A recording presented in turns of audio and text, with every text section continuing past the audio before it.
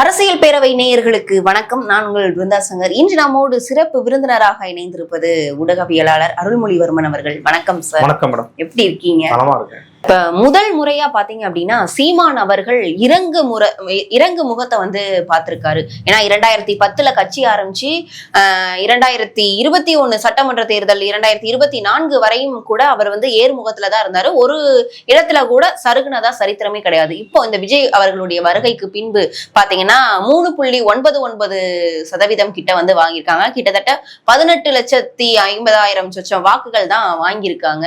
இதை நீங்க எப்படி பாக்குறீங்க சீமான் அவர்களுடைய இறங்கு முகத்தை? இல்ல, நாம் தமிழர் கட்சி வந்து தொடர்ச்சியா கொள்கையை முன்னிறுத்தி வாக்குக்கு பணம் கொடுக்காம கூட்டணிக்கு அடிபணியாம தொடர்ச்சியா நின்றுகிட்டு இருந்த ஒரு கட்சி. அந்த கட்சிக்கு நிறைய வாய்ப்புகள்லாம் வந்துச்சு, ஒன்றும் இல்லைன்னா மறக்கக்கூடாது.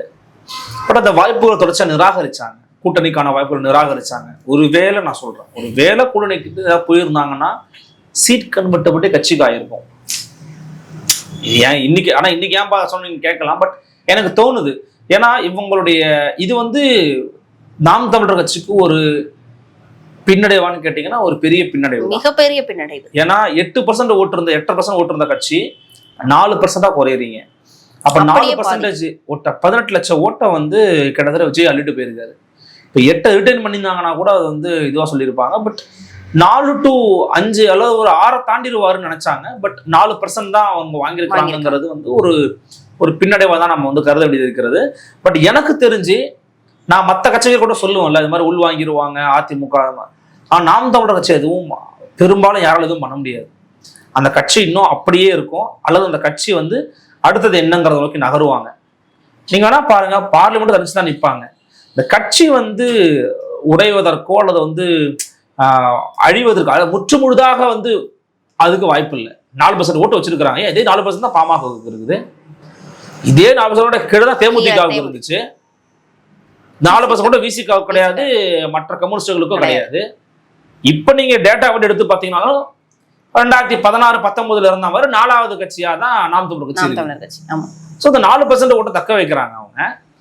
பட் எனக்கு தெரிஞ்சு இது இந்த பின்னடைவில் இருந்து அவங்க கற்றுக்கொள்ள வேண்டிய பாடம் என்னங்கிறத அவங்க இப்போ தீவிரமா சுய பரிசோதனை செய்து ஆராய வேண்டிய ஒரு கடத்துல இருக்கிறாங்க.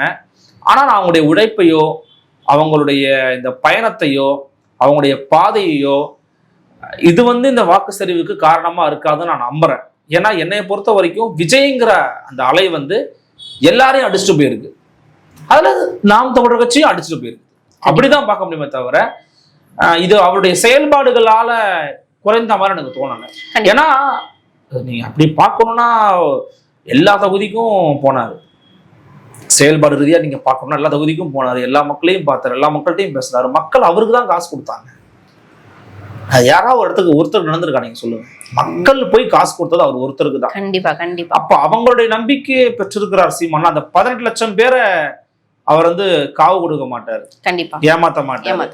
அவரே அடிக்கடி சொல்லுவாரு, உன்னை நம்பி உன்னை சந்தேகப்படுறவனுக்கு உண்மையா இருக்கிறத விட உன்னை நம்பி வரவனுக்கு நீ உண்மையாரு அப்படின்னு சொல்லுவார்ல. அப்படிதான் அவர் இருப்பாரு. அவங்க கட்சியினருக்கு வந்து இது தொய்வு கொடுத்துருக்கா இல்லையாங்கிறது அப்கமிங் டேஸ்ல நமக்கு தெரியும். கண்டிப்பா சார். ஆனா இப்ப முக்கியமா பாத்தீங்கன்னா இந்த காரைக்குடி தொகுதி அதிகமா இதற்கு முன்பு வந்து சீமான் அவர்களுக்கு அந்த காரைக்குடி தொகுதியில தான் வந்து வாக்கு சதவீதம் இருந்தது.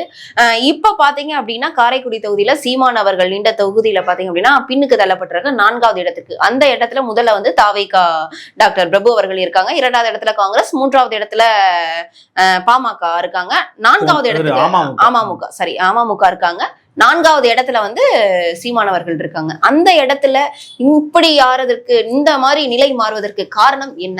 விஜய் மட்டும்தான். நம்ம அதுல வந்து என்ன, ஏன்னா அந்த இடத்துல இருக்கக்கூடிய அந்த பிரபு வந்து ஈஸியா யாரும் இட போடாதீங்க, அவர் வந்து இன்ஸ்டா இன்ஃப்ளூயன்சர் மட்டும் நீங்க சொல்றீங்க. அதுதான் உழைப்பு இருக்கு, குறைச்சு மதிப்பிட்டது வந்து உண்மைதான். என்ன ஒண்ணுன்னா இன்ஸ்டா இன்ஃப்ளூயன்சர்னு அவர் வந்து அப்படி சொல்லல, அவர் இன்ஸ்டா இன்ஃப்ளூயன்சரும் கூட தான், ஒன்றும் மறுப்பதற்கு இல்லை. ஆனா ஒரு பல் மருத்துவர் இங்க வந்து தொடர்ச்சியா வேலை பார்க்கறாரு, அவருக்கு அதெல்லாத்தையும் தாண்டி ஓவராலா உங்களுக்கு ஒரு வேவ் இருக்கும்போது தமிழ்நாட்டை பொறுத்த வரைக்கும் இது இப்படிதான் இருக்கும். ஓவராலா ஒரு அலை இருக்கும்போது அப்படி எல்லாரும் அடிச்சுட்டு போயிடுவாங்க. அதுல அவரும் வந்து நான் வந்து அவருடைய செயல்பாடு குறைவா இருக்கா அப்படிலாம் நான் மதிப்பிடல, அவர் செயல்பாடு மிகையா இருக்கா அதெல்லாம் என் மதிப்பீடே கிடையாது. விஜய்ங்கிற ஒற்றை ஃபேக்டர் எல்லாரையும் தூக்கி சாப்பிட்டுருச்சு, ஸ்டாலினையும் தூக்கி சாப்பிட்டுருச்சு, சீமானையும் தூக்கி சாப்பிட்டுருச்சு. நான் ரெண்டு பேரையும் ஒரே தட்டில் தான் வச்சு பாக்குறேன்னா ரெண்டு பேருமே போத் ஆஃப் தெம் வேற சிஎம் கேண்டிடேட்ஸ் ஃபார் தமிழ்நாடு. ரெண்டு முதலமைச்சர் வேட்பாளரையும் விஜயனுடைய அலை தூக்கி சாப்பிட்டு. ஏங்க நான் தான் சொல்றேனே, தொடர்ச்சியா இதுக்கு முன்னாடி சிஎம் தோத்தது எப்ப தெரியுமா? ஸ்டாலின் தோத்தது 1991 வருடங்களுக்கு முன்பு. 91 தோத்தாருங்க. அதை விட இன்னொன்னு சொன்னார் இப்போ ரீசெண்டா, இந்த மு.க. ஸ்டாலின், இந்த முத்துவேலு கருணாநிதி ஸ்டாலின் கட்சியின் தலைவரா பொறுப்பேற்ற பிறகு ஒரு தோல்வி கூட அடையல, 10 தோல்வி பழனிசாமியே அப்படின்னாரு. பெரிய தோல்வியா கொடுத்துட்டாங்க பாருங்க. கண்டிப்பா இதுதான் யானைக்கும் மடிசருக்கும். கண்டிப்பா யாரு எப்ப எங்க எப்படி ப்ளே பண்ணுவோன்னே தெரியாது. தாம்பரத்துல எஸ்.ஆர். ராஜாக்கு கொடுக்கலன்னு டி.ஆர். பாலு வீட்டுல ஒரே கசமுசா, எப்படி கொடுத்தியே அந்த பொண்ணுக்கு, ஏன் கொடுத்தீங்க, ஓரமா போலாடு பிலிப்ஸ்ன்னு சொல்லிட்டு கில்லி சரத்குமார் வச்சிருக்காரு. தோழர் அவரை பத்தி எனக்கு தெரியாது, பட் பேரை பார்த்தேன், கில்லி சரத்குமார் ஜெயிச்சிருக்கிறாரு. பிடிஆர் தாங்க சொல்றேங்க. அதுக்குள்ள இன்னொன்னு விடுங்க, நம்ம ஏழன் நாகநாதன் ஒருத்தர் இருக்காரு, திமுக டாக்டர் ஒருத்தர், 1000 விளக்கு ஜேசிடி பிரபாகர் ஜெயிச்சிருக்காரு. ஜேசிடி பிரபாகருக்கும் 1000 விளக்கு என்ன சம்பந்தம்? ஜெயிச்சிருக்காரு. ஒண்ணும் இல்ல, ராஜ்மோகன் ஜெயிச்சிருக்காரு. அவரை நான் குறைச்சு மதிப்பிடல, டஃப் ஃபைட் கொடுப்பாருன்னு பார்த்தேன். பட் தமிழன் பிரசனாவா நான் வந்து ஒரு எஸ்டிமேஷன்ல வச்சிருந்தேன். இவ்வளவு தூரம் பண்ணிருக்காரு, நல்லா இருக்கிறாரு, பண்ணிடுவாரு, போயிடுவாரு. ராஜ்மோகன் ஜெயிச்சிருக்காரு. நம்மெல்லாம் விளையாட்டா பேசிக்கிட்டு இருந்தோம், இந்த ஃபேக்கா ஏதோ வெளியிடுறாங்க மந்திரி சபைலான்ட்டு.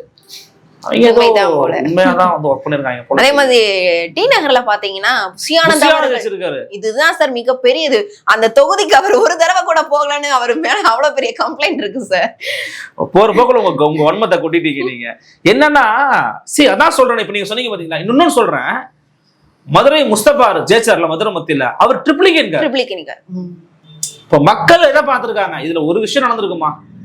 மக்கள் சாதி வயப்படல, மத வயப்படல, கண்டிப்பா சார், பண வயப்படல, கண்டிப்பா. இது மூணும் தோக்கடிச்சு. அப்போ இந்த இடத்துல வந்து அப்போ மக்கள் வந்து சிந்திச்சு ஏதோ ஒரு விஷயத்தை சிந்திச்சு போட்டிருக்காங்க அப்படின்னு இன்னொன்னு நான் சொல்லவே இல்லை, நீங்க அதை விட்டீங்க. மக்கள் வந்து திரைவயப்பட்டிருக்காங்க, அதை நம்ம வந்து நிராகரிக்க முடியாது. நான் வந்து ஒரு மாற்றத்தை அல்லது வந்து நான் ஒரு மாற்றத்திற்காக கூட இருக்கு இல்லப்பா. அதான்ப்பா, அது வந்து ஏன் விஜய்க்கு கிடைச்சிருக்கு? நான் வந்து இவங்களுக்கெல்லாம் மாற்றா இருப்பாருன்னு மக்கள் நினைச்சாங்க, நான் நிராகரிக்கல. பட் அது ஏன் விஜய்க்கு நடந்துச்சு? ஏன்னா விஜய் வந்து ஒரு தெரிஞ்ச ஃபேஸ். நம்ம வீட்டு பையன், நம்ம அண்ணன், நம்ம தம்பி, நம்ம புள்ள அப்படிங்கிற எண்ணம் விஜய் மேல வரதுக்கு காரணம் விஜயனுடைய 30 ஆண்டு கால திரையுலக உழைப்பு. அதன் யாருமே நிராகரிக்கலையே. யார் நிராகரிச்சா? நானும் தான் விஜய் ஃபேன், நீங்களும் தான் விஜய் ஃபேனா இருப்பீங்க, எல்லாரும் விஜய் ஃபேன்ஸ் இருப்பாங்க. அது பிரச்சனை கிடையாது. விஜய் நடிப்பு ரீதியா அவரை கொண்டாடி தீர்ப்பது என்பது வேறு. திமுக கிட்டே விஜய் ஃபேன்ஸ் இருப்பாங்க. ஒன்னு சொல்றேன், ஆலந்தூர்ல தாவகதை வெற்றி நினைக்கிறேன், ஐ திங்க் சோ, தெரிஞ்சு சிட்டிங் மினிஸ்டர் தாமோ அன்பரசன் கிடைச்ச செய்தியை ஒண்ணு சொல்றேன். இது உண்மையா போயான்னு தெரியாது, பட் செய்வழி செய்தியை சொல்றேன். சில மினிஸ்டர்கள் வீட்டுல இருந்த குடும்பத்து பெண்கள், இளைஞர்கள் தாவக ஓட்டு. இது நீங்க என்னன்னு சொல்லுவீங்க? அதனால்தான் சொல்றேன், இது திமுகவுக்கான மிகப்பெரிய தோல்வியாக பார்க்க வர வேண்டும். ஏன் அப்படின்னா, திமுக கடந்த 50 ஆண்டு கால எந்த வேலையும் பார்க்கல. ஒரு கொள்கையை போய் பேசுவோம், மக்களுக்கு தேவையானதை செய்வோம், ஊழல் மலிந்த அரசியலை புறக்கணிப்போம், வாக்குக்கு காசு கொடுக்க. நீங்க தாவேக்காரங்க ஏன் கொண்டாடமா இருக்கு தெரியுமா? அவங்க எதிர்பார்க்கல தெரியுமா? ஏன்னா அவங்க வாக்குக்கு காசு கொடுக்கல. பெரும்பாலும் தொகுதியில கொடுத்துருக்காங்க, பெரும்பாலும் கொடுக்கல. அவனுக்குலாம் இது ஜாக்பாட்டுப்பா. கண்டிப்பா. நான் ஒருத்தர் பேட்டி எடுத்துட்டு வந்தேன், ஷெல்வின் ஒருத்தர், யதார்த்த ஜோதிடர், உங்களுக்கு தெரியும், பிரபலமான ஜோதிடர். அவர் சொன்னாரு, தம்பி உங்களுக்கு பேரே தெரியாத இந்த வாட்டி எம்எல்ஏ ஆவான் தம்பி, பாருங்க தம்பின்னு. அவர் சொன்னது அப்படியே நடந்திருக்குது. யாருக்கு ஜெயிச்சதுல யார்? ஒரு விருதையில சிவகாசியில அதிமுக ஒருத்தர் ராஜேந்திர பாலாஜி, மோடி எங்கள் டேடி அப்பெல்லாம் பேசுவார்ல, சொந்த தொகுதி தோக்கடிச்சிருக்காமா. அவங்க ஒரு சுயேட்சை கேண்டிடேட் மாதிரி இன்ஸ்டாகிராம்ல ரீல்ஸ் தான் போட்டுட்டு இருப்பாங்க தெரியுமா? விருதை கீர்த்தனாவோ அவங்க பேர் நான் மறந்தேன், சாரி, அவன் வச்சிருக்காங்க. அப்ப நீங்க யோசிச்சு பாருங்க. அப்ப வந்து மக்களுக்கு வந்து கேண்டிடேட்ஸ் முக்கியம் இல்ல, இதை விட முக்கியம் மக்களுக்கு மேனிஃபெஸ்டோ முக்கியம் இல்ல. நீங்க நினைக்கிறீங்களா 6 சிலிண்டர் கொடுப்பாரு ஓட்டு போட்டாங்கன்னு, துட்டு கொடுப்பாரு ஓட்டு போட்டான்னு நினைச்சீங்களா? ஒரு வேலை மத்த யாருக்குமே கிடைக்காத ஒரு ஹனிமூன் பீரியட் விஜய் கிடைக்க போகுது. கண்டிப்பா. இப்ப திமுக அமைஞ்சிருந்தா கூட கிடைக்காது, ஏன்னா நீங்க வேகமா செஞ்சாகணும்னு. But every starting party has an honeymoon period. ஒரு 6 மாசம் அமைதியா அவங்களை பெருசா நோண்ட மாட்டாங்க, போட்டு பிராண்ட மாட்டாங்க, சிக்கலுக்கு உட்படுத்த மாட்டாங்க. கண்டிப்பா சார். இப்போ இந்த இதுக்கப்புறம் பாத்தீங்க அப்படின்னா தமிழ் தேசியம் அப்படின்றது வளருமா வளராதா, இதுதான் மிகப்பெரிய ஒரு கேள்வியா இருக்கு, மிகப்பெரிய ஒரு எதிர்பார்ப்பா இருக்கு நாம் தமிழர் கட்சியினர் மத்தியிலன்னு வச்சுக்கோங்க. தமிழ் தேசியம் வளரும். தமிழ் தேசியம் அது தத்துவ ரீதியா அது வளரும்.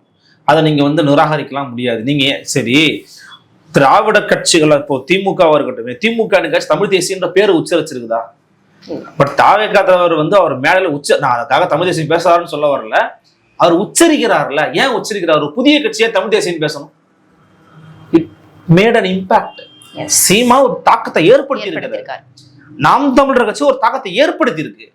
அது ஏற்படுத்தின இம்பாக்டாலதான் தாவேகாவின் தலைவர் திரு விஜய் அவர்கள் திராவிடமும் தமிழ் தேசியமும் இந்த மண் இருக்கணுங்கள்ல பேச முடியுது. கண்டிப்பா.